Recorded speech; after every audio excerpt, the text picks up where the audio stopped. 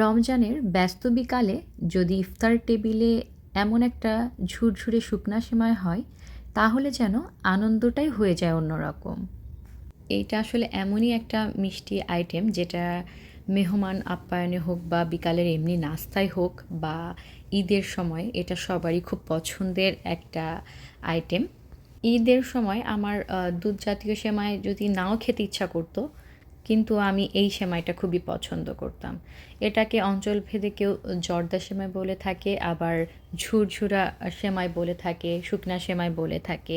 তো আমি আজকে যেভাবে করব খুবই সিম্পল, খুব উপকরণ দিয়ে এটা বানাবো। আই হোপ আপনাদের পুরো ভিডিওটা খুব ভালো লাগবে। তো আমি শুরুতে সেমাইটা একটু সয়াবিন যে তেলটা থাকে সেটা দিয়ে আমি হচ্ছে সেমাইগুলো ভেজে নিচ্ছি। আর এই সেমাইটার একটা ব্যাপার যেটা হচ্ছে ভাজার সময় এর সাথে একটু যুদ্ধই করা লাগে বলা যায়। তো প্রায় এক প্যাকেট সেমাইয়ের মধ্যে আমি পুরা ১ কাপ মেপে হচ্ছে চিনি দিয়ে দিয়েছি। চায়ের কাপের যেই কাপগুলা থাকে সেটার ১ কাপ ভরে আমি চিনি দিয়ে দিয়েছি। এটা আমি পারফেক্টভাবে বলার চেষ্টা করছি এই কারণে, কারণ অনেকে নতুন আছে যাদের আসলে বুঝতে অসুবিধা হয়। আর সেই ক্ষেত্রে আরেকটা ব্যাপারও আছে যে কেউ আছে যে একটু বেশি মিষ্টি খেতে পছন্দ করে। সেই ক্ষেত্রে আমি বলব আরও ২-৩ টেবিল চামচ চিনি এর মধ্যে অ্যাড করে দিতে।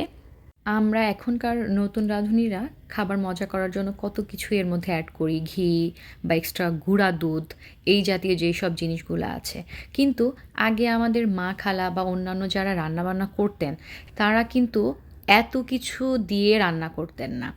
বেসিক যেই জিনিসগুলো থাকতো সেই জিনিসগুলাকে দিয়েই তারা রান্নাগুলো করতো, আর খেতেও বেশ মজা লাগতো।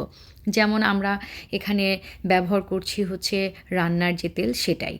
তো এখানে কিন্তু আমি এক্সট্রা কোনো বাটার বা ঘি কিচ্ছু ব্যবহার করি নাই।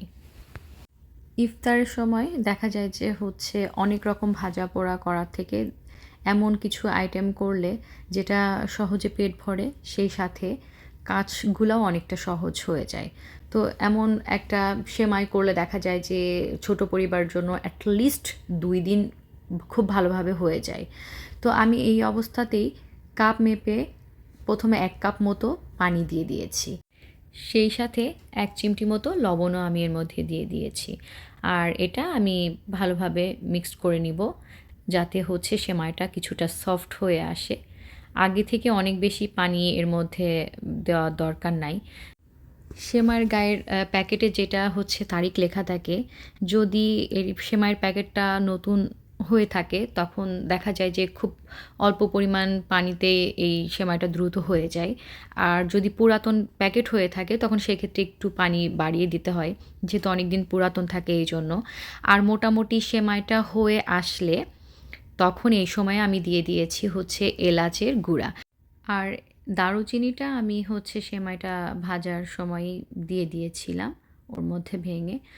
যদি আপনাদের কাছে এলাচের গুঁড়া থাকে তখন সেক্ষেত্রে এটাই চেষ্টা করবেন যে সেমাইটা মোটামুটি হয়ে আসলে তারপরে এলাচের গুঁড়াটা উপর থেকে ছিটিয়ে ঢাকনা দিয়ে চুলাটা বন্ধ করে ঢেকে রেখে দেওয়ার জন্য।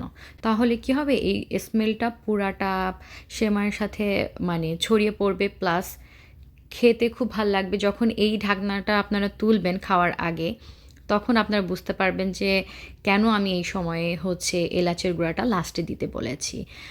সেমাইটা হয়ে যাওয়ার পরেও বেশ কিছু সময় এরকম ঢাকনা দিয়ে ঢেকে রাখার ফলে যেটা হবে, সেমাইটা অনেকটা সফট হয়ে যাবে।